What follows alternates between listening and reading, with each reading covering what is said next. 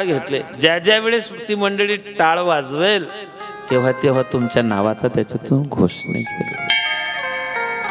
रामायणाच्या कथेत जर तुम्ही दान केलं तर मारुतीराय त्याची नोंद ठेवतात.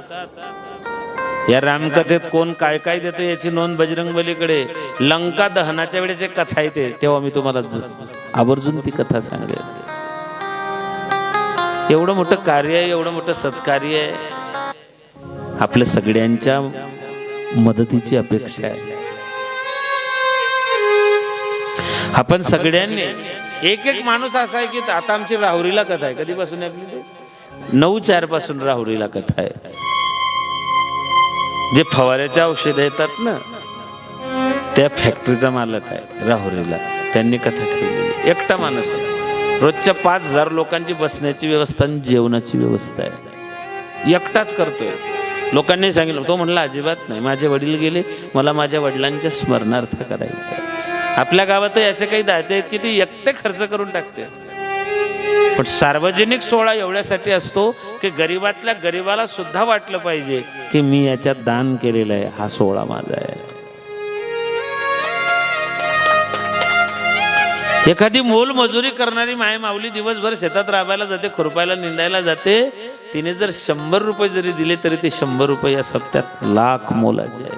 कारण तो कष्टाचा पैसा आहे, तो घामाचा पैसा आहे, तो श्रद्धेचा पैसा आहे. पण आपल्या प्रत्येकाचं योगदान या रामकथेमध्ये, बजरंगबलीच्या प्रभू रामचंद्राच्या या पवित्र पावन हा यज्ञ आहे. हा नामयज्ञ, हा ज्ञान यज्ञ. नामदान, ज्ञानदान आणि अन्नदान या 3 गोष्टी या सोहळ्यातून होतात. नारायण. महर्षी नारायणाचं चिंतन करत आहेत. नारायण नारायण नारायण. एका हातात चिपड्या आहे, गळ्यात विणा आहे, भजन सुरू आहे. अचानक तो रत्नाकर कुऱ्हाड घेऊन समोर येऊन उभा राहिला. अचानक समोर आला. नारदजींच्या चेहऱ्यावरची रेषा सुद्धा बदलली नाही. रत्नाकरांनी विचार केला, आतापर्यंत मी असे लोक पाहिले, मला पाहिल्यानंतर एक तर त्यांची घाबरगुंडी उडते, एक तर ते पलायन करता किंवा प्रतिकार करता, पण याच्या चेहऱ्यावरची रेषा सुद्धा बदलली नाही. रत्नाकरांना दरडावून विचारलं, कोण आहे? यांनी सांगितलं, बाबा जगाचं संचालन करणाऱ्या त्या श्रीहरीचा मी दास आहे. ओळख बी देता आली पाहिजे. कोण आहे? म्हणजे जगाचं संचालन करणाऱ्या त्या श्रीहरीचा मी दास आहे.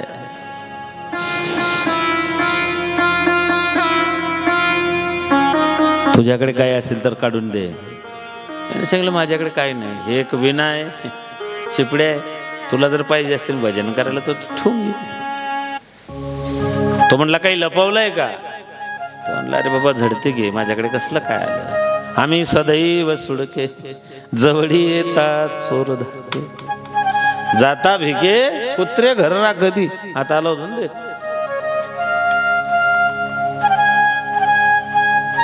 काही नाही आमच्याकडे.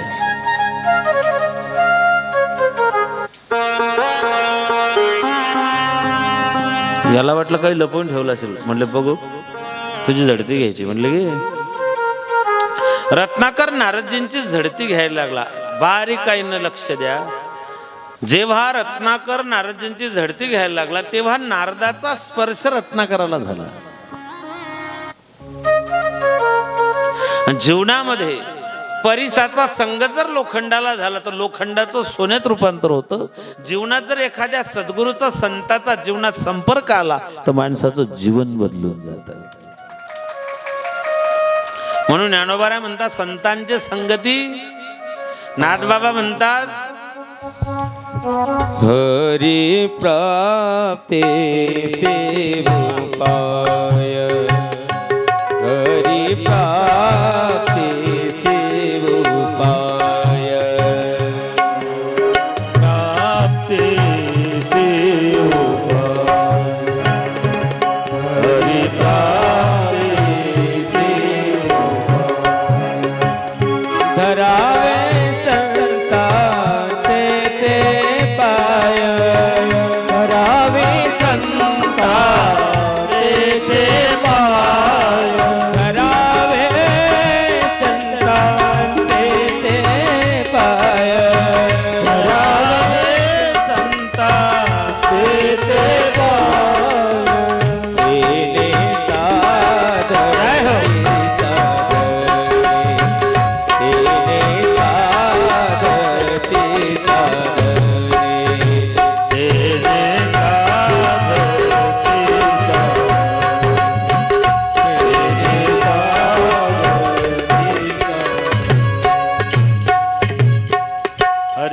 तेसी उपाय धरावे संतांचे, किंवा संताविना स्पर्श फार महत्वाचा आहे संतांचा.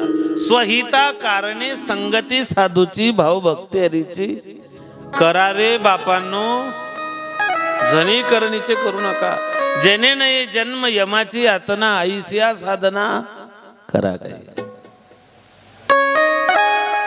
जीवन बदलून जातो. एखादी महात्मा, एखादी सद्गुरू, एखादी संत जर जीवनात आले तर माणसाचं जीवन बदलून जातं. म्हणून संतन के संग लागरे तेरी अच्छी बनेगी, संतन के संग लागरे तेरी अच्छी बनेगी. संतन के संग लागरे तेरी अच्छी बनेगी, संतन के संग लागरे तेरी अच्छी बनेगी. अच्छे बनेगी तेरे बिगड़े बनेगी, अच्छी बनेगी तेरी बिगड़ी बनेगी, अच्छे बनेगी तेरे बिगड़े बनेगी. अच्छी बनेगी तेरी बिगड़ी बनेगी. ओए तेरा बड़ो भाग रे तेरी अच्छी बनेगी. ओए तेरो बड़ भाग रे तेरी अच्छी बनेगी, संतन के संग लागरे तेरी अच्छी बनेगी.